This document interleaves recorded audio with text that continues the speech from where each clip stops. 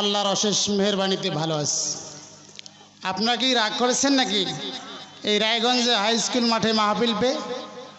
তাহলে রাগ না করলে এক একজন এক এক জায়গায় বসে রয়েছেন, মনে হয় যেন ওই দক্ষিণ দিকের ভাইদের সাথে উত্তর দিকের ভাইদের মনে হয় ঝগড়া আছে, তাই না? সামনের ভাইদের সাথে পিছনের ভাইদের ঝগড়া আছে, এমনটা নাকি? যদি না হয় জিকিরের সাথে আমরা মেহেরবানি করে সকলেই সুন্দর পরিবেশে আলোচনা শুনবো এবং আপনারা আমাকে দোয়া করবেন যেন সুন্দর আলোচনা করতে পারি। সবাই একটু জিকিরের সাথে আসি। লা ইলাহা ইল্লাল্লাহ, লা ইলাহা ইল্লাল্লাহ। সবাই সুন্দরভাবে চলে আসি। লা ইলাহা ইল্লাল্লাহ, লা ইলাহা ইল্লাল্লাহ, সুবহানাল্লাহ ওয়ালহামদুলিল্লাহ ওয়া লা ইলাহা ইল্লাল্লাহ। সাউন্ডটা একটু কমায় দেন। লা ইলাহা ইল্লাল্লাহ, লা ইলাহা ইল্লাল্লাহ, লা ইলাহা ইল্লাল্লাহ।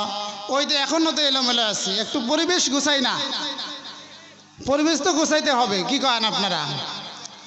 পরিবেশ গোছানোর পরে হবে আলোচনা। যদি আপনারা মনে করেন যে রায়গঞ্জের সাবেক ইমাম সাহেব দীর্ঘদিন পর আবারও রায়গঞ্জ মাঠে আসলেন, এখন এত বছর মৃত ছিল না জীবিত ছিল, আজকে তো প্রমাণ। একটু মহব্বতের সাথে সামনে আসা, আগে জোরালোভাবে বসেন, আলোচনা শুরু করে দেই।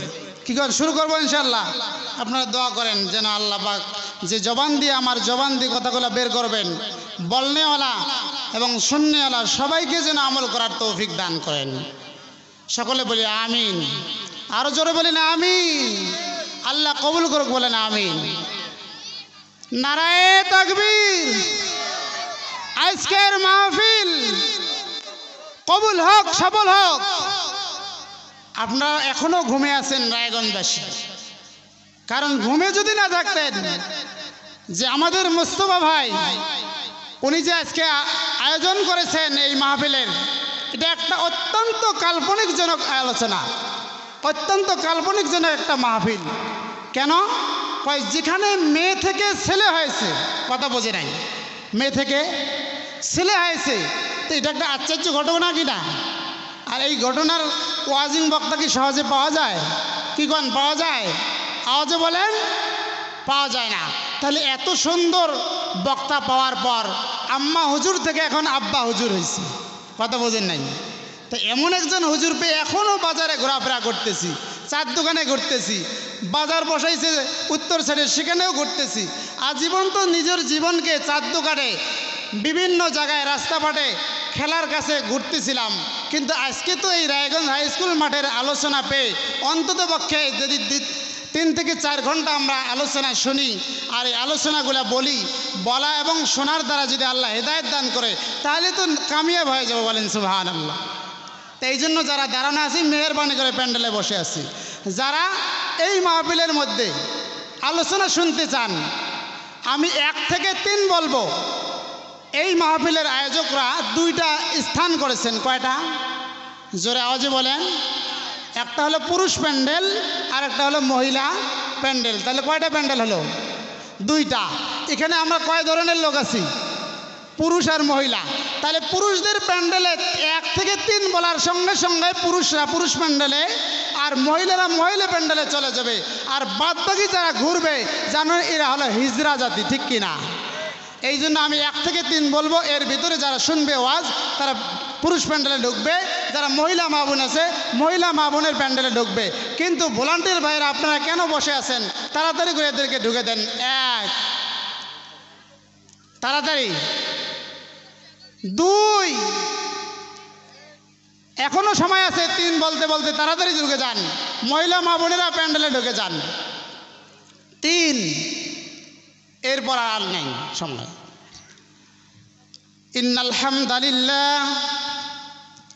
ইন্নাল হামদালিল্লাহিল আকরামিল্লাযী খালাকাল ইনসানা ওয়া কাররাম ওয়া আল্লামাহু মিনাল বায়ানি মা লাম ইয়ালাম فسبحان الذي لا يحصى امتنانه باللسان ولا بالقلم ونشهد أن لا إله إلا الله وحده لا شريك له ونشهد أن سيدنا وسندنا وطبيبنا وطبيب قلوبنا وأرحائنا أنت أولانا مولانا محمدا عبده ورسوله الذي أرسله بالحق بشيرا ونذيرا وداعيا إلى الله بإذنه وسراجا منيرا أما بعد إن الله وملائكته يصلون على النبي يا أيها الذين آمنوا صلوا عليه وسلموا تسليما সবাই আমার সাথে দরুদ ইব্রাহিম পড়েন اللهم صل على محمد وعلى آل محمد كما صليت على إبراهيم وعلى آل إبراهيم إنك حميد مجيد اللهم بارك على محمد وعلى آل محمد كما باركت على إبراهيم وعلى آل إبراهيم إنك حميد مجيد সবাই আমার সাথে পড়েন বালাগাল উলা বিকামালিহি কি ঘুম ধরতেছে নাকি জোরে পড়েন বালাগাল উলা বিকামালিহি কাশাফাদ দুজা বিজামালিহি حسنت جميع خصاله صلوا عليه وآله لا إله إلا الله لا إله إلا الله জোরে মোহাব্বতের সাথে নবীর মোহাব্বতে আল্লাহর মোহাব্বতে পড়ি লা ইলাহা ইল্লাল্লাহ প্রথমেও আল্লাহ শেষে আল্লাহ আসমানেও আল্লাহ জমিনেও আল্লাহ লা ইলাহা ইল্লাল্লাহ লা ইলাহা ইল্লাল্লাহ হামদ বেহদ মর খুদায়ে পাকেরা আকে ইমাদত মুশতাকিরা লা ইলাহা ইল্লাল্লাহ লা ইলাহা ইল্লাল্লাহ লা ইলাহা ইল্লাল্লাহ লা ইলাহা ইল্লাল্লাহ মুহাম্মাদুর রাসূলুল্লাহ। আজকের আয়োজিত বড়পীর হযরত আব্দুল কাদের জিলানী রহমতুল্লাহি আলাইহি নুরানি ও হাফিজিয়া মাদ্রাসার উদ্যোগে বিশাল ওয়াজ মাহফিলের সম্মানিত সভাপতি সাহেব, আমার সামনে উপবিষ্ট আমার শ্রদ্ধের মুরব্বী ইকরাম, আমার সমবয়সী যুবক ভাইয়েরা, পর্দার আড়ালের মা ও বোনেরা, আমি আমার অন্তরস্থল থেকে আপনাদেরকে মোবারকবাদ জানাই। আপনারা আজকের মাহফিলে সবাই খুশি না বেজার?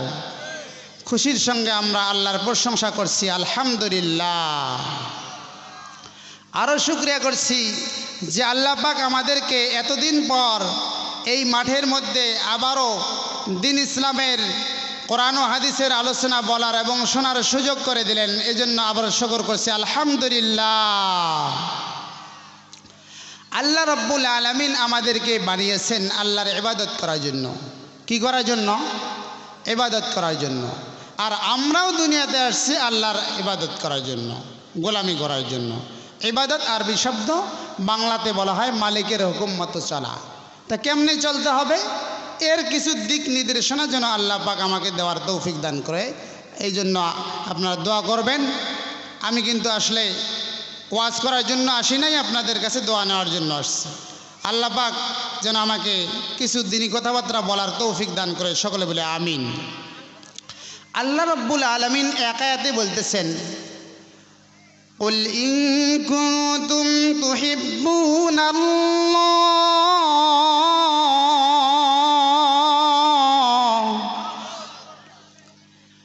ফাত্তাবিউনি ইউহিব্বুকুমুল্লাহু ওয়া ইয়াগফির লাকুম যুনুবাকুম ওয়াল্লাহু গফুরুর রহিম।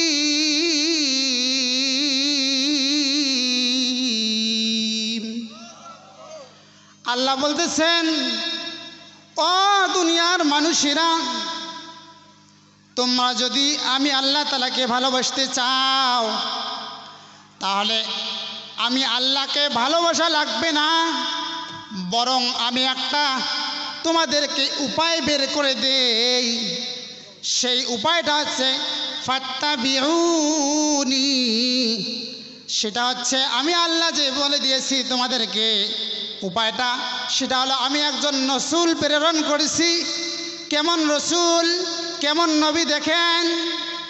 হযরত আদম আলাইহিস সালামকে আল্লাহ পাক নবী করে পাঠিয়েছেন। ওই নবী করে পাঠার পর আল্লাহ তাআলা আদম আলাইহিস সালামকে কিছু সহিফা দিয়েছিলেন। এই সহিফাগুলা ওই জামানায় আদম আলাইহিস সালামের জন্য যথেষ্ট ছিল, আদম আলাইহিস সালামের উম্মতের জন্য যথেষ্ট ছিল।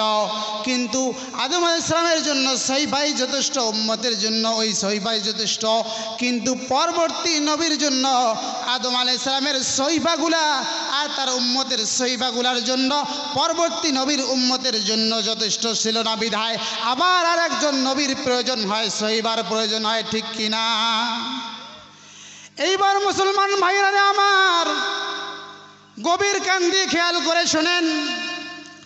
এইবার যখন আদম আলাইহিস সালামের পর আল্লাহ পাক শীষ নবী আলাইহিস সালামকে পাঠান, শীষ আলাইহিস সালামকে পাঠানোর পর শীষ নবীর যে সহিফা ছিল, শীষ নবীর উম্মতের জন্য যে সহিফাগুলা ছিল, ওই সহিফাগুলা ওই সমস্ত উম্মতের জন্য যথেষ্ট ছিল, শীষ আলাইহিস সালামের জন্য যথেষ্ট ছিল।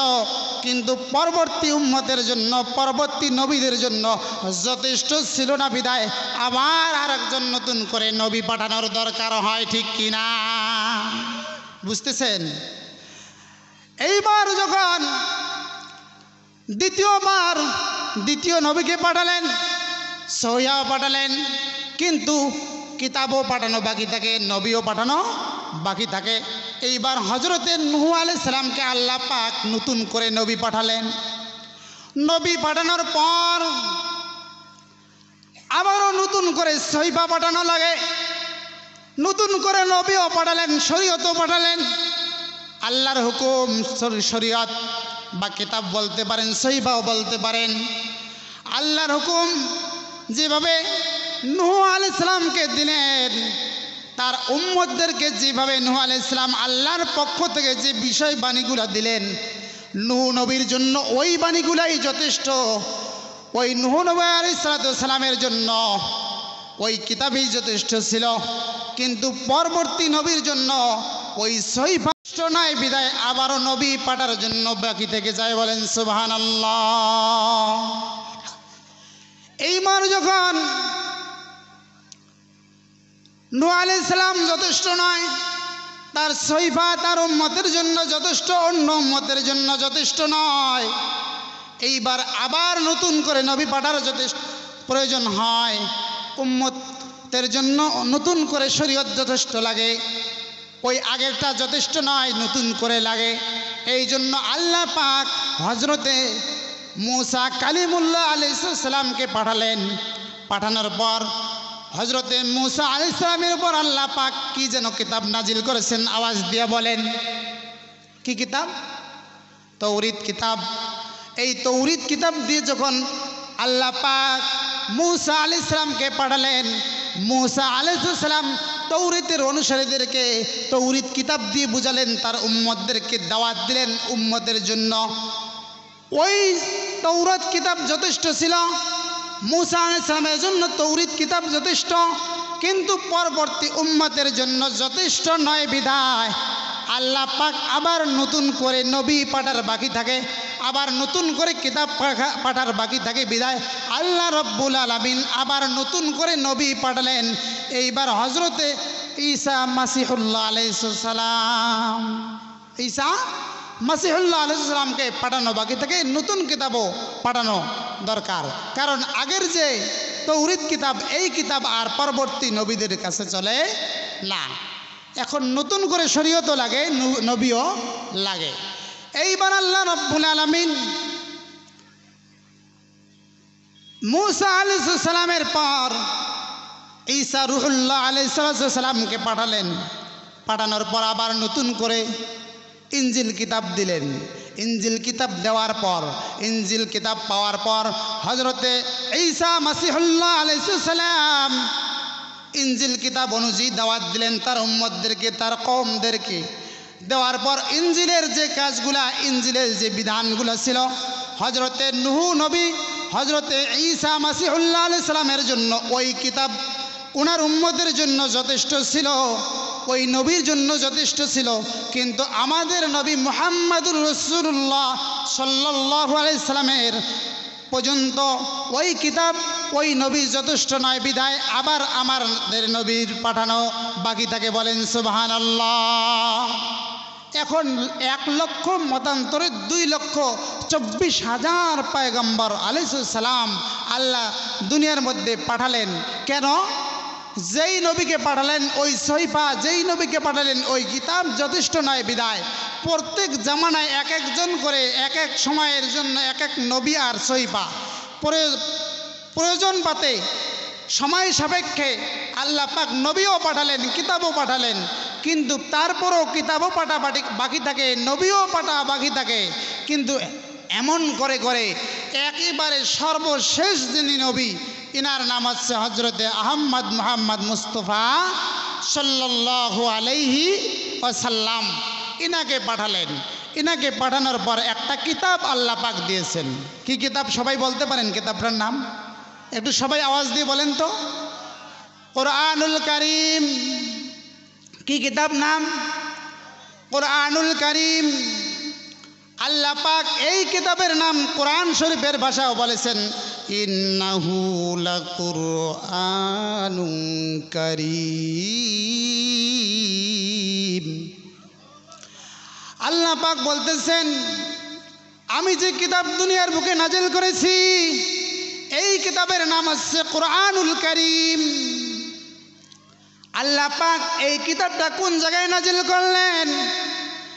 এই কিতাবের বাড়ি কোথায়, ঘর কোথায়, এই কিতাবের জায়গাটা কোথায় আমাদের সকলের জানা দরকার আছে না নাই? এইবার মুসলমান ভাইরা আমার কোরআনকে জিজ্ঞাসা করেন, কোরআন তোমার বাড়ি কোথায়? কোরআন আমার আপনার মতো ভাষা দিয়ে জবাব দিবে না। কোরআন কোরআনের ভাষা দিয়ে জবাব দেয় ইন্নাহু লাকুরআনুন কারীম। কোরআন বলতেছে দুনিয়ার মানুষ আমার নাম হলো কোরআনুল কারীম। আমরা বললাম যে ঠিক কোরআন ঠিক আছে, আপনার নাম কোরআনুল কারীম, কিন্তু আপনার বাড়িটা কোথায়? দুনিয়ার কোনো জায়গার মধ্যে নাকি? মক্কা মদিনায় নাকি? বাংলাদেশে নাকি? ভারতে নাকি? ইরান ইরাকে নাকি? কোন জায়গায় আপনার বাড়ি? নাকি আমেরিকার মধ্যে? কোরআন বলে না না, দুনিয়ার কোনো কিতাব আমি নই, আমার বাড়ি হচ্ছে ফি লাওহিম মাহফুজ।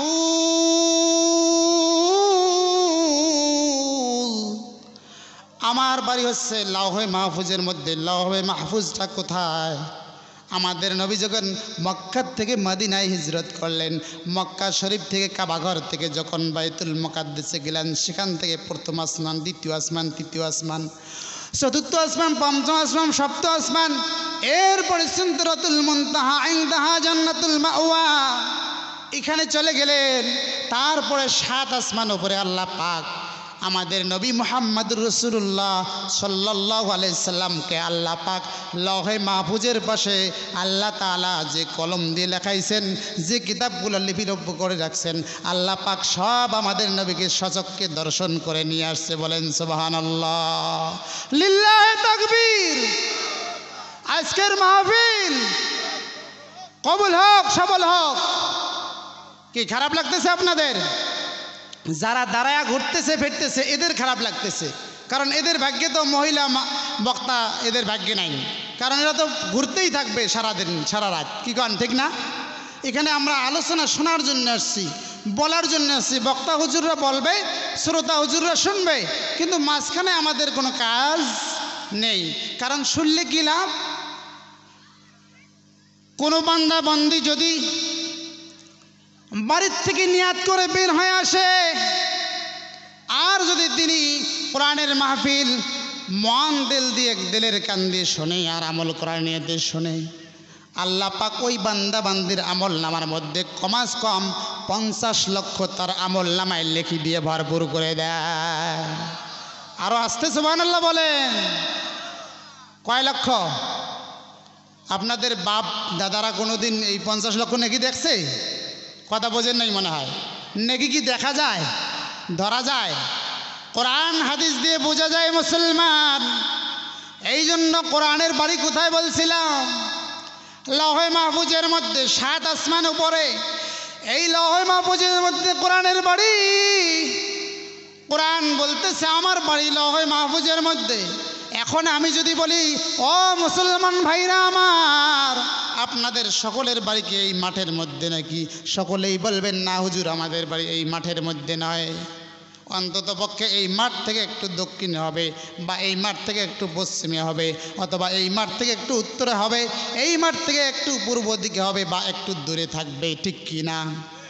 কিন্তু কোরআন আমার সামনে, আপনাদের সামনে বিভিন্ন মাদ্রাসা মসজিদের মধ্যে তালিম দেওয়া হয়, কোরআন তেলাওয়াত করা হয়, কিন্তু এই কোরআনুল কারীম যে আমাদের সামনে, তাহলে কোরআন বলতেছে না আমার বাড়ি লৌহে মাহফুজের মধ্যে, তাহলে কোরআনের কথা সত্য না আমার আপনার কথা সত্য? আওয়াজ দিয়ে বলেন। কোরআনের কথা সত্য। কেন সত্য জানেন? 2 নম্বর সূরা, সূরার নাম কি বলেন? আল বাকারা, গাভী নামের সূরা। 2 নম্বর সূরার নাম কি? সূরাতুল বাকারা। কি কোরআনের সূরার নাম জানতে হবে না? আমরা মুসলমান, আমাদের কোরআনের 114টা সূরার নাম জানতে হবে। তাহলে মানুষ তো বলবে মুসলমান আপনারা, তাহলে কোরআনের নাম সূরার নাম জানেন না, তাহলে আপনি কেমন মুসলমান? বলবে কি বলবে না? ও এক বেড়ায় গেছে জুমার মসজিদে জুমার নামাজ পড়ার জন্য। এখন বলতেছে, ও ভাই মুসল্লি ভাই, আপনি কি মুসলমান? যে হ্যাঁ। বলতেছে আপনি? কই আমি তো খ্রিস্টান। তা বলতেছে আপনি জুমার দিন যে জুমা নামাজ পড়ে আসলেন, খ্রিস্টান ভাই মুসলমান ভাইকে জিজ্ঞাসা করছে যে, ও মুসলমান ভাই, আপনি যে জুমার নামাজ পড়তে গেছেন, বলেন তো জুমার নামাজ কয় রাকাত? কথা বোঝেন নাই? জুমার নামাজ যে পড়তে গেছেন, তাহলে জুমার নামাজ কয় রাকাত? আপনারা বলেন তো দেখি কয় রাকাত? হ্যাঁ না, জবাব সঠিক হয় নাই। শুধু কি আপনারা 2 রাকাত জুম্মার নামাজ পড়ে আসেন, আর কি আগে পড়ে নামাজ পড়েন না? এইবার মুসলমান ভাই উনি নামাজ পড়ে আসছেন, কিন্তু কয় রাকাত বলবে এখন বুদ্ধি পাইতেছে না।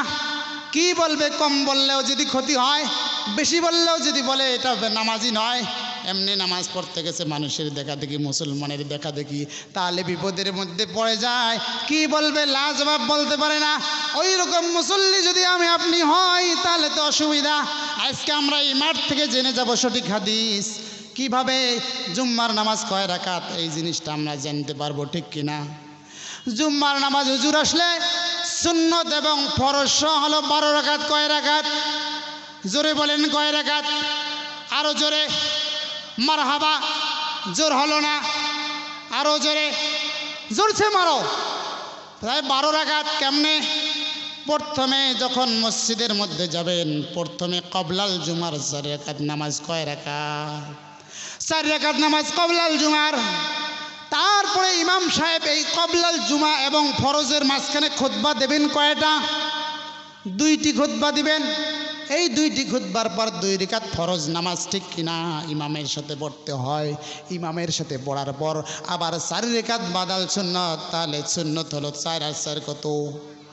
মাঝখানে ইমামের সাথে কত? 2 10। এই 10 রাকাত পরে আল্লাহর নবী সাল্লাল্লাহু আলাইহি সাল্লাম মসজিদে নববী থেকে হুজরায় চলে গেলেন।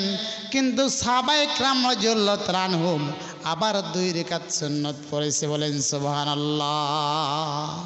আবার যখন 2 রাকাত সুন্নত পড়লেন, এই খবরটা নবীর কাছে চলে গেছে। কার কাছে? কিছু সাহাবায়ে কেরাম হুজুরকে বলেন, হুজুর আমরা আগে জুমার নামাজের দিন 4 রাকাত ক্বাবলাল জুমা পড়লাম, তারপরে আপনি যখন 2টা খুতবা দিলেন, খুতবার পরে আপনি 2 রাকাত নামাজ ইমামতি